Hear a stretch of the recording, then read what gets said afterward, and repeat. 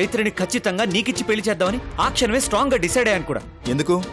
మీ నాన్న ఉంపుడు గత్తె కూతుర్ని చేసుకోవడానికి ఎవ్వరూ ముందుకు రారు కాబట్టి నన్ను బలి చేద్దామనా? ఈ రోజు రాత్రి మీ ఇంటికి వస్తున్నా, నీకు హగ్గిచ్చిపోతున్నా అంతే. ఇంటికొచ్చి మరీ వార్నింగ్ ఇచ్చి వెళ్లిన వాళ్ళు కోర్టుకు వెళ్లకుండా ఎలా ఉంటారా? లేదు మమ్మీ, డాడీ వాళ్ళతో మాట్లాడి వెళ్లకుండా ఆపారు. అవునవంతి, వీడు చెప్పేది నిజమే. ఆ తంతేదో జరిపించేస్తే వాళ్ళ బతుకేదో వాళ్ళు బతుకుతారు. మన వైపు కన్నెత్తి కూడా చూడరు. మీకే మీరు బాగానే చెప్తారు. సందర్భం వస్తే చాలు వాళ్ళ వైపే నిలబడతారు, వాళ్ళకే సపోర్ట్ చేస్తారు. నాకు తెలియందా, నేను చూడందా? ఇందులో సపోర్ట్ చేయడానికి ఏముంది మమ్మీ? ఉన్న విషయమే కదా బామ్మ చెప్పింది. అయినా ఒకసారి ఆలోచించు, ఇది చేశాక వాళ్ళు మనల్ని అడగడానికి, డిమాండ్ చేయడానికి ఏముంటుంది వాళ్ళ దగ్గర?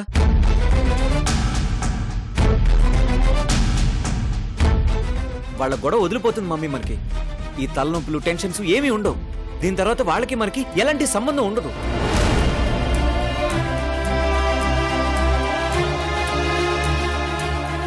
ఆ రోజు గుడిలో ప్రమాణం చేసిన దగ్గర నుండి డాడీ అసలు వాళ్ళ ఆలోచన చేయట్లేదు. అది నీకు కూడా తెలుసు. వాళ్ళు కోర్టుకు వెళ్తామని బెదిరిస్తే పరువు పోతుందని ఆలోచించి ఒప్పుకున్నారా తప్ప వాళ్ళు మామూలుగా వచ్చి అడిగినప్పుడు డాడీ ఒప్పుకున్నారా?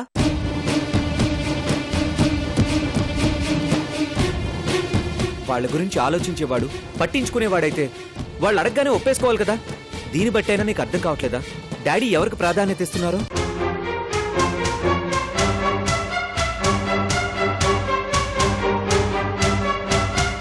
చూడు మమ్మీ, కోర్టుకు వెళ్తే కన్యాదానం చేయడం మాత్రమే కాదు, చట్ట ప్రకారం వాళ్ళకి హక్కులు, బాధ్యతలు కూడా ఇవ్వాల్సి వస్తుంది. అప్పుడు పరిస్థితి ఎలా ఉంటుందో ఒకసారి ఆలోచించు.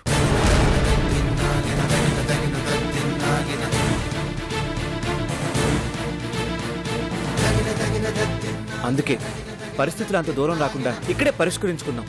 ఇంతటితోనే వాళ్ళతో తెగదెంపులు చేసేసుకుందాం. ఏమంటావ్?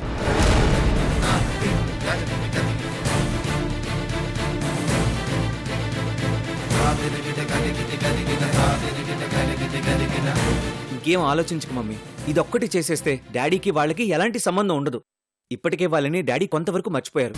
ఇక మీదట పూర్తిగా మర్చిపోతారు. నా మాట విని ఒప్పుకో మమ్మీ, ప్లీజ్. ఈ మాట నువ్వు కాదురా, ఆయన చెప్పాలి.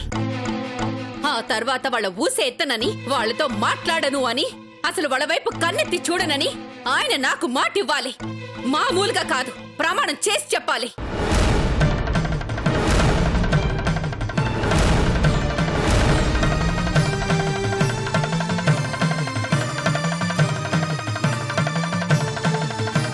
ఆయన అలా ప్రమాణం చేస్తేనే నేను ఒప్పుకుంటాను.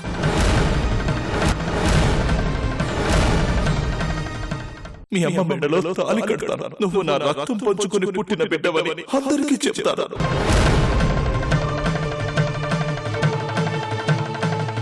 డాడీ, మమ్మీ అడిగినట్టు ప్రమాణం చేయండి.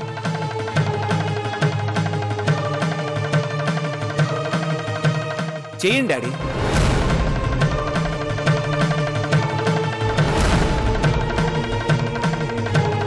Daddy please.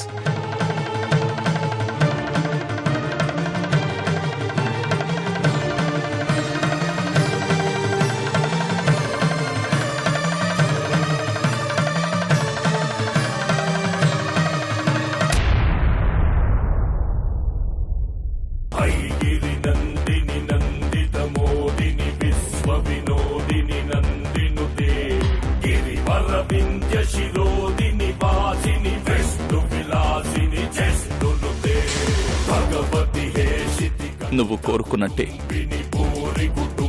ఉంటాను అవంతి. జయ జయ హే మహిషాసురమర్దిని రమ్యకపర్దిని శైలసుతే.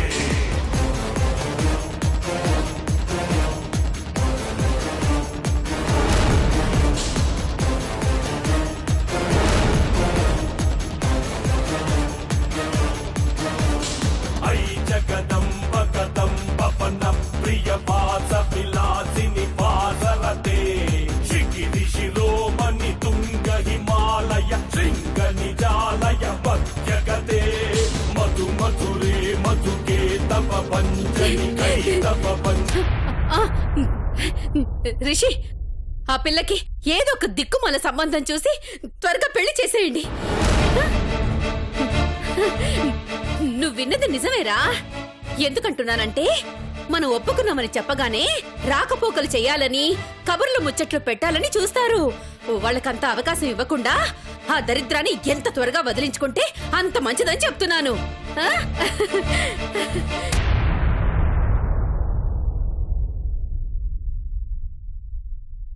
ఇంక టెన్షన్ పడాల్సింది ఏం లేదు డాడీ. Problem solved.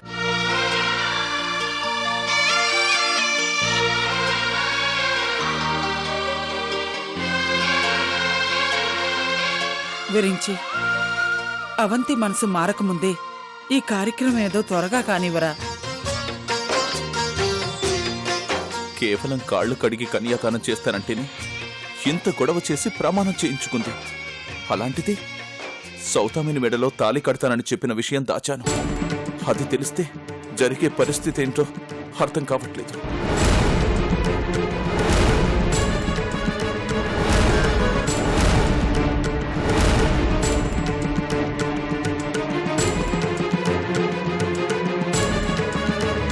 అమ్మగారు, అమ్మ కాఫీ.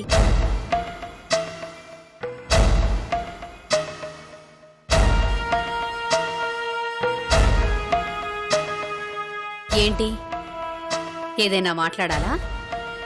అది కాదమ్మా, ఇందాకటి నుంచి నాకు విషయం అర్థం కావట్లేదు. ఆవిడ ఇంటికి వచ్చిందనే నానా రాద్ధాంతం చేశారు కదా, మరి అలాంటిది వాళ్ళ అమ్మాయికి పెళ్లి చేయడానికి అంత గమ్మున ఎలా ఒప్పుకున్నారమ్మా? పైగా సంబంధం చూడమని కూడా మీరే చెప్పారు. మీరేంటో నాకు అర్థం కావట్లేదమ్మా. ఇందులో అర్థం కాకపోవటానికేముందే? నెత్తి మీదున్న దరిద్రాన్ని ఎంత త్వరగా దించుకుంటే అంత మంచిదని ఆలోచించాను. ఆ పెళ్ళేదో జరిపించేస్తే వాళ్ళ చావు వాళ్ళు చేస్తారు. ఆయనతో ఎలాంటి సంబంధం లేనట్టుంటారు. పైగా ఈ కార్యక్రమం అయిపోయాక వాళ్ళెవరో తెలియనట్టు ఉంటానని, వాళ్ల వైపు కన్నెత్తి కూడా చూడనని ఆయన నా మీద ప్రమాణం చేశారు. అందుకే ఒప్పుకున్నాను. ఇలా అంటున్నానని మరోలా అనుకోకండమ్మా. ఆ రోజు గుళ్ళో అంతగా చేసిన ప్రమాణాలనే తీసి పక్కన పెట్టేశారు. మరి ఈ ప్రమాణాలని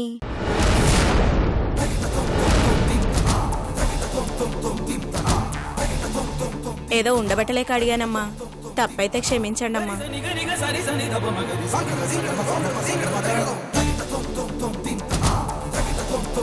ఒకవేళ అలాగే కనుక జరిగితే ఈసారి క్షమించటం, రాజీ పట్టం అంటూ ఉండదు. ప్రాణాలు తీసుకోవడం మాత్రమే ఉంటుంది.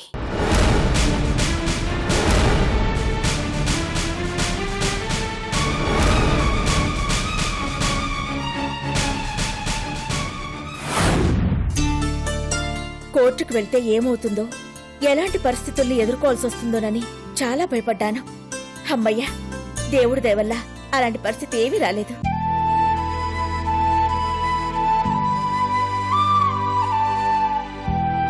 మీ నాన్న ఇంత త్వరగా ఒప్పుకుంటారని, ఈ సమస్య ఇంత తేలిగ్గా పరిష్కారం అవుతుందని నేను అసలు అనుకోలేదు. ఏదైతేనే ఇంకెలాంటి ఇబ్బంది లేదు. ముందు అర్జెంటుగా ఒక మంచి సంబంధం చూడాలి.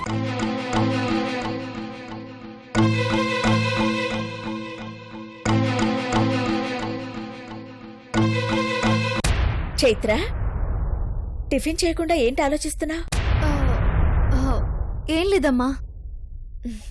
అంతా నువ్వు కోరుకున్నట్టే జరుగుతుంది. హ్యాపీగా ఉండాల్సిన టైంలో ఎందుకంత దిగులుగా ఉన్నావు? ఏమైంది చైత్ర? ఏం లేదమ్మా, నేనేం దిగులుగా లేను, మామూలుగానే ఉన్నాను. చెల్లెలా ఎందుకుందో నాకు తెలుసమ్మా. తెలుసా? ఎందుకుంది? ఎందుకంటే ఎందుకు? అదేనమ్మా, నాన్న కాళ్ళు కడిగి కన్యాదానం చేయడానికి ఒప్పుకున్నాడు కదా.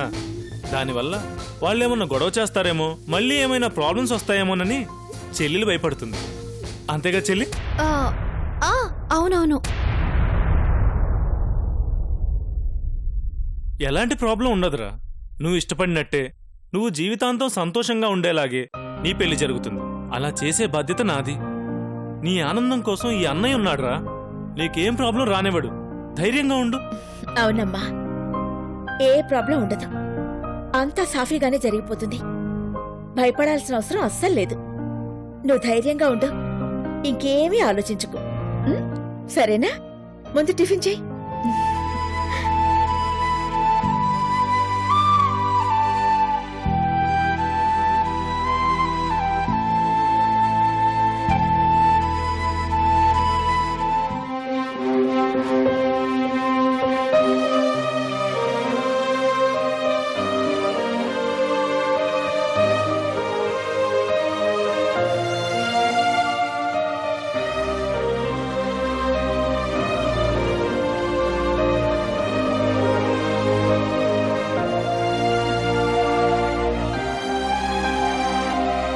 సారీ అండి, సారీనా? ఎందుకు సౌదా? మీ గురించి తెలుసు కూడా అర్థం చేసుకోకుండా మిమ్మల్ని బాధ పెట్టాను కదండి. నువ్వు ఎలాంటి పరిస్థితుల్లో అలా ప్రవర్తించావో నేను అర్థం చేసుకోగలను సౌదా. చైత్రకి సమాధానం చెప్పుకోలేక ఇంటికొచ్చి అలా మాట్లాడావే తప్ప కావాలని ఏం కాదుగా. అసలు నువ్వు అడగకుండానే నేను బాధ్యత తీసుకుని పెళ్లి జరిపించాలి. కానీ పరిస్థితులకు భయపడిపోయి అంత సాహసం చేయలేకపోయాను. ఏదైతేనే అన్ని ప్రాబ్లమ్స్ సాల్వ్ అయిపోయాయిగా. ఏమండి, దీనివల్ల మీకక్కడ ఎలాంటి ప్రాబ్లం లేదు కదా? అలాంటిదేం లేదు సౌదా. అవంతితో సహా అందరితో మాట్లాడాకే, వాళ్ళందరూ ఒప్పుకున్నాకే ఈ నిర్ణయం తీసుకున్నాను. అవంతి కూడా ఏం మాట్లాడకుండా చాలా హ్యాపీగా ఒప్పుకుంది. ఇంకో విషయం, చైత్రకి మంచి సంబంధం చూడమని అవంతినే చెప్పింది తెలుసా? ఏంటండి మీరు చెప్పేది? అక్క అలా అందా? నిజంగానే అందా? అవును సౌదా, మంచి సంబంధం చూస్తే వీలైనంత త్వరగా పెళ్లి జరిపించేద్దాం అని కూడా అంది. నమ్మలేకపోతున్నానండి. అక్కిలా మాట్లాడిందంటే నిజంగానే నమ్మలేకపోతున్నాను. అక్కలో వచ్చిన ఈ మార్పుకి చాలా చాలా సంతోషంగా ఉందండి.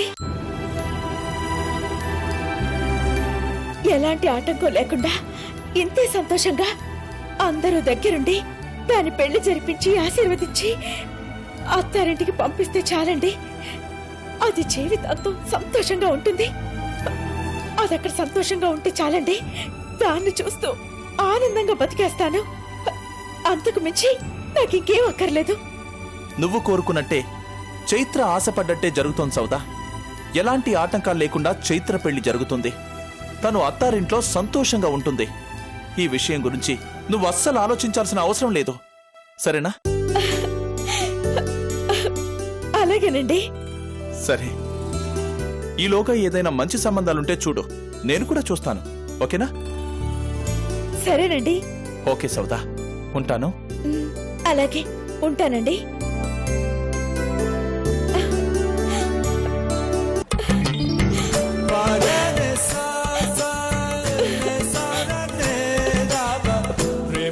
పరిస్థితుల్ని ఇంత అనుకూలంగా మార్చినందుకు చాలా చాలా థ్యాంక్స్ దేవుడా.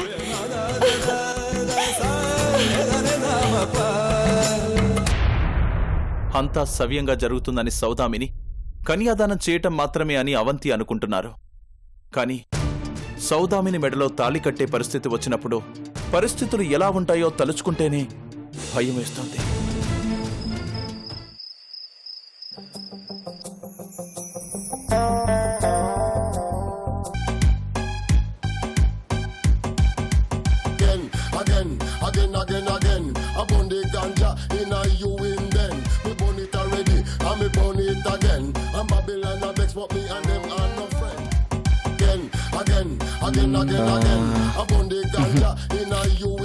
ఇక్కడ yes.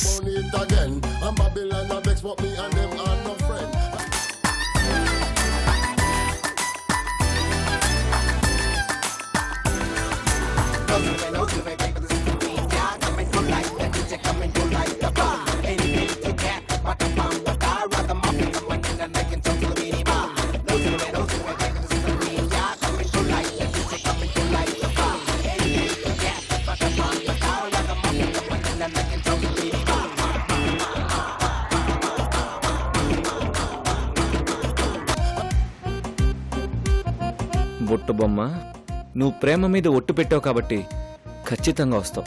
ఇచ్చిన మాట ప్రకారం హగ్ కూడా ఇస్తావు.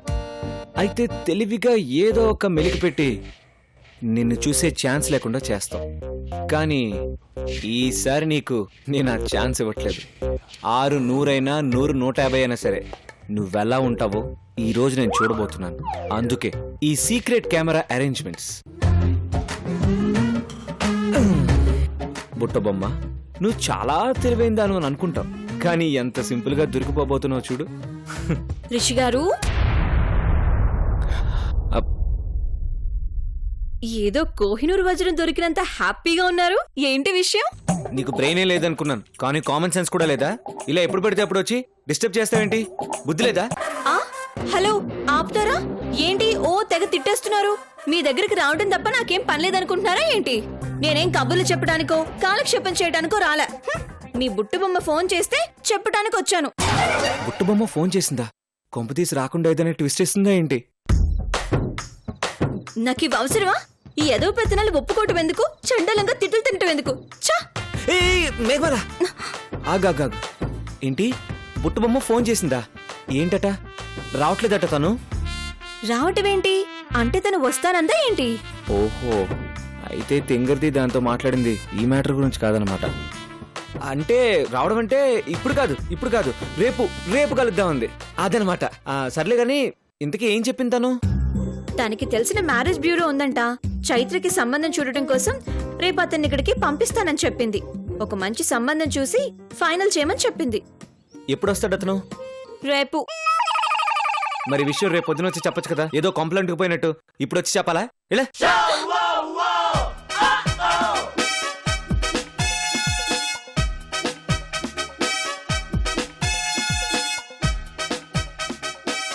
చూసించాలే కానీ ఇలా నేను బీభత్సమైన బిజీగా ఉన్నాను. ఇలా వెళ్ళమమ్మా, వెళ్ళు. అరే వెళ్ళు, అరే వెళ్ళమంటున్నానా?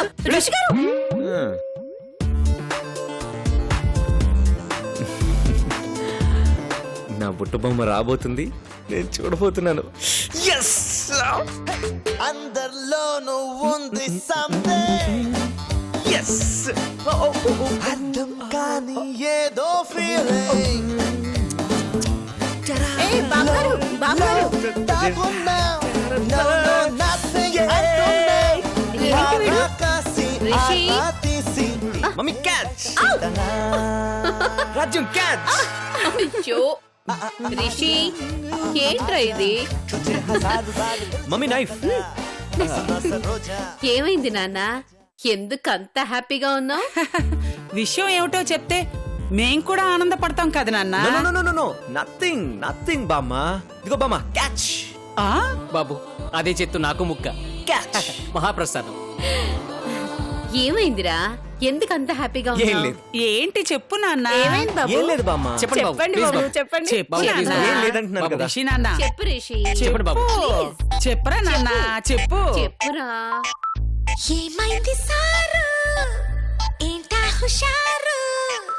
బాగుంది జోరు, ఊరంతా హోరు. Hi hi.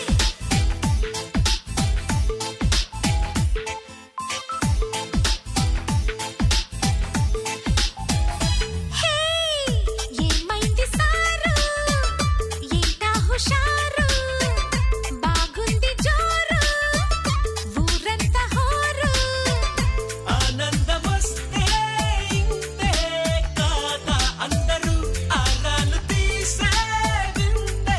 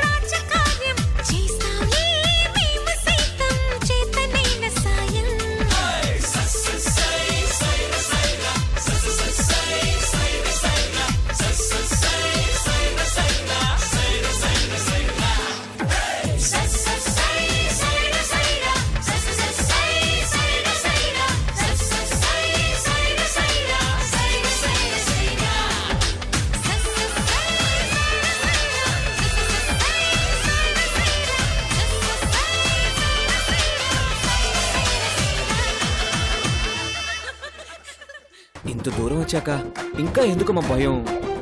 నీకంత భయం అయితే నేనే వస్తున్నాను.